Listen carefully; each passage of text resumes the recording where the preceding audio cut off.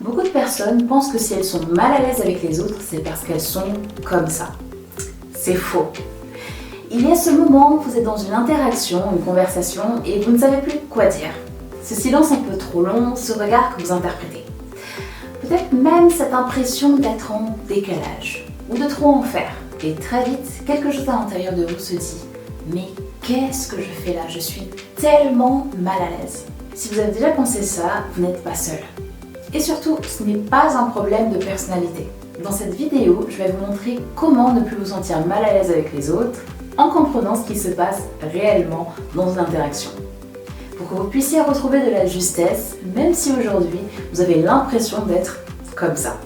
J'ai passé plusieurs années dans des environnements où chaque détail compte. Hôtellerie de luxe, services et d'autres situations très codifiées, alors que je suis moi-même de nature assez réservée.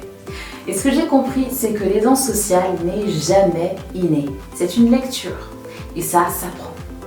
Si vous voulez une grille simple pour commencer à appliquer cette lecture dans votre propre vie, vous pouvez commenter guide et je vous l'enverrai. On y va. Imaginons maintenant une situation de la vie de tous les jours. Vous êtes dans une discussion de groupe, peut-être avec des collègues, des personnes de la même promotion, ou alors des personnes que vous connaissez très peu. Les autres parlent et vous écoutez. Vous avez quelque chose à dire, mais vous hésitez. Vous cherchez le bon moment. Et pendant ce temps-là, la conversation continue sans vous. Vous êtes extrêmement mal à l'aise. Et si la terre pouvait s'ouvrir et vous engloutir, ce serait vous rendre service. Alors vous commencez à vous renfermer, à vous effacer. Vous parlez moins, vous observez davantage. Et intérieurement, quelque chose vous dit « Je ne suis pas intéressant, je n'ai rien à dire, je ne sais pas m'imposer et je suis toujours comme ça ». Ce que vous ressentez à ce moment-là, c'est réel. Mais l'interprétation que vous en faites, c'est souvent inexact. Ce n'est pas que vous soyez simplement mal à l'aise ou que vous n'ayez rien à apporter à l'échange. C'est que vous n'avez pas encore appris à lire ce qui se joue et comment contribuer à l'échange. Dans toute interaction sociale, il y a toujours deux niveaux. Ce que vous voyez et ce qui se passe réellement. Et l'étiquette La Vraie, ce n'est pas un ensemble de règles rigides, c'est plutôt un langage social. Un outil pour comprendre et vous positionner avec justesse. J'appelle ça le basculement de perception sociale. Ce n'est pas un effort titanesque ou une transformation irréaliste. C'est juste un basculement en trois niveaux. D'abord, ce que vous ressentez, le malaise, la tension, le doute. Ensuite, ce que vous faites. Vous parlez moins, ou vous parlez trop vite, ou alors vous vous retenez. Et enfin, ce qui se passe réellement. Et c'est précisément ce niveau-là que vous n'avez jamais appris. Revenons à notre scène, notre discussion de groupe. Vous n'intervenez pas.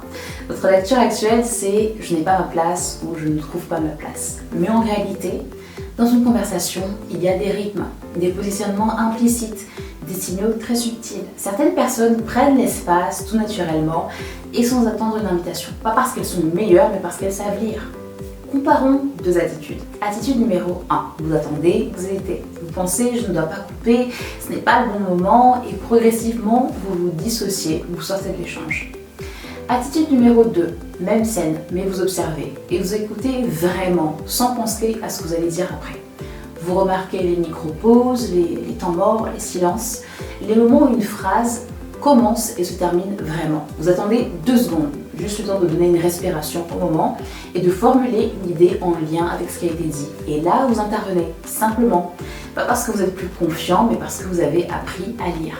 Je me souviens très bien de mon début de carrière en hôtellerie. Je pensais que certaines personnes étaient naturellement à l'aise, qu'elles savaient exactement quoi dire et quand le dire. Puis j'ai commencé à voir autre chose, que leur aisance n'était pas simplement innée, elle était construite.